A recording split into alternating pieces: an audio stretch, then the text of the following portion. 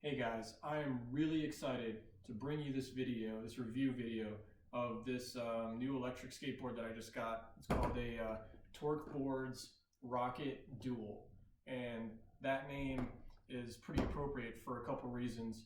The first being that it's got the deck style and shape of like one of those old school, like first generation downhill bomber longboards. Kind of got that like forward position.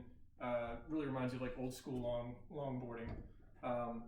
And dual because it's got these two massive belt-driven motors on it to drive both rear wheels. And I'm going to zoom in over here so you can see it better.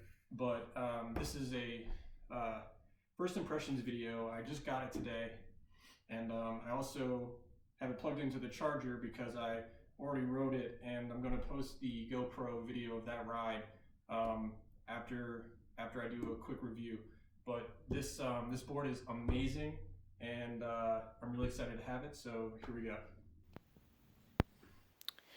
I switched to my phone here, so sorry if there's a change in the quality of the video, but again, this is kind of like a rush job just because I just got the board, just wanted to kind of do a quick review and give some feedback, I guess, because I know there's a lot of like options out there, I guess, as far as what website or what company to buy an electric skateboard from right now. So just want to give you some feedback. So let's start with like what came in the box. So obviously the skateboard completely assembled, this charger that I have now plugged into the wall, and here's the remote. Looks like a kind of like a RC car remote. It has this like wheel on it that doesn't do anything. Imagine it's for like turning an RC car. The only thing that you need to use to accelerate and decelerate the board is this trigger. And I'm gonna comment about the remote, but just to continue on, also sent a skateboard tool, which was good because the trucks came super loose. The first couple laps I took around my apartment building, I almost wrecked from the speed wobbles in the truck. Probably should have checked that adjustment before I took off, but anyways, it was in here, so I had to tighten down the trucks a little bit. And an extra belt for when the belt starts slipping or dies.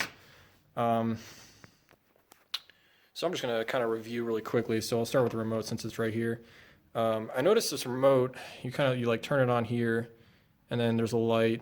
The trigger is extremely sensitive, and basically it's a forward reverse action between accelerating and braking. So you click down, I don't want to do it in case this board is on or something. You click down to accelerate, and you kind of have like a very small window of action here where you adjust how much it accelerates. And then when you tap up on the remote, like you pull the trigger out, that's what brakes the motor. And it was very kind of like difficult, or not difficult, but there's a lot of margin for error when you're kind of like waving your arm around. If you kind of like just accidentally pull your finger out a little bit, it'll hit the brakes, and the brakes are super strong, and they pretty much just lock up like instantly, so it could send you flying if you accidentally pull the trigger out. So while this remote feels really good and it feels really natural, I think that there's room for improvement here because it could be a little bit less sensitive, I guess. So now onto the board. The deck itself is made from like it's a carbon fiber mold. The batteries, this is one thing I really like about this board, is the batteries are pretty much invisible from the bottom. They're like they're like inside the deck in here. And it's 12 series cells. This is the upgraded battery, 12 series cells in parallel 3 times. Gives a lot of battery power. So kind of my first overall impression of the board itself is like, I think I'm going to name this thing like Tank or Bowser, or I don't even know, something just like big, because this thing is a beast. I don't remember what it advertised on the website, how much it weighs, but this thing must weigh at least, I want to say 17 or 18 pounds. I want to get it on a scale, to be honest, but it's very heavy and very big. The wheels are pretty good size. Like it's a little bit higher than a normal longboard, at least what I'm used to. Here, I'll pull my regular longboard, put it next to it so you can kind of compare the size. It has about the same length, but here, I didn't do that right. I'll put it over here.